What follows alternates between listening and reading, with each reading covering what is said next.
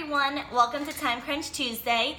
Since Thanksgiving is a week away, or a little bit more than a week away, which is so hard to believe, I am going to take this week and next week to show you a few things that you could offer your guests or take with you if you are going to someone's house for Thanksgiving that is very fall focused, as well as a little bit on the lighter side so that you're not adding extra calories and sugar to an already indulgent meal.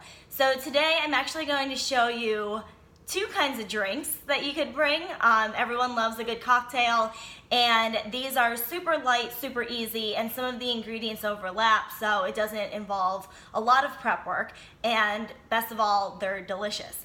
So what you're going to get for both of these these fall cocktails is sparkling cider. So I got this at Whole Foods. You could find it at pretty much any grocery store, just a regular bottle of its non-alcoholic sparkling cider.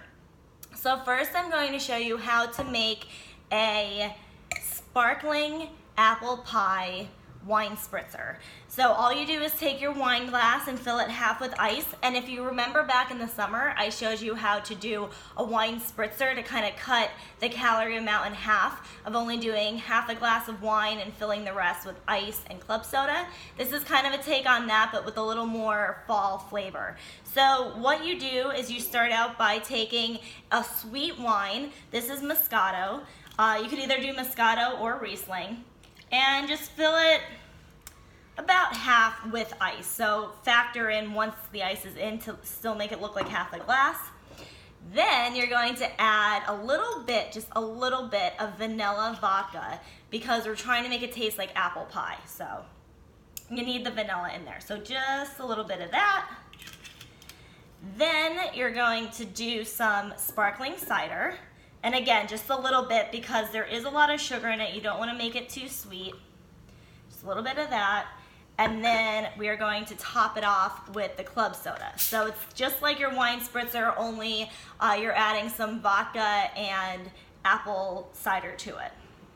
And just top it off. And to make it fancy, and a little bit more like apple pie, you're just going to do a dash of cinnamon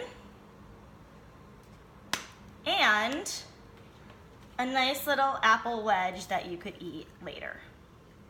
And there you have it. That is the first of the two cocktails that I'm showing. This is the apple pie spritzer. And it's really good.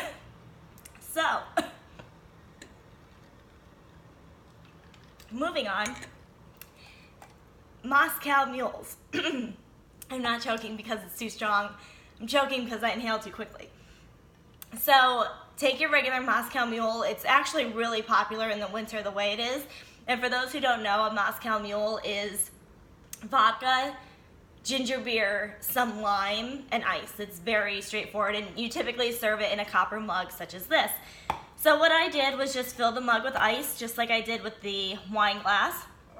I'm going to take some Tito's vodka. It's my vodka of choice. Put some in there. And then, instead of doing just ginger beer, I'm going to do some of the sparkling cider again.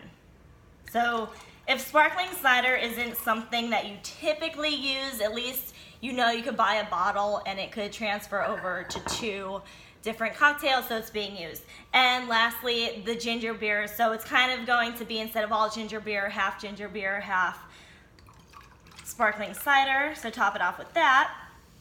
And then just to make it fun, cut an apple in circles and top it right off, and you have a fun fall apple Moscow mule. So these two cocktails could be the stars of your bar at Thanksgiving dinner. Everyone loves something special to drink, and you could actually make the wine ahead. The Moscow mule is better if you assemble on the spot, but again, they are so super easy and quick that you can make them all on the spot and not be kind of tied to your bar the whole day. So this is my Time Crunch Tuesday tip of the week. You're going to make delicious, light fall cocktails for Thanksgiving. And next week, I will show you a lighter take on one of our favorite Thanksgiving desserts. So stay tuned for that. Thank you for tuning in for this week's Time Crunch Tuesday, and I look forward to seeing you next week.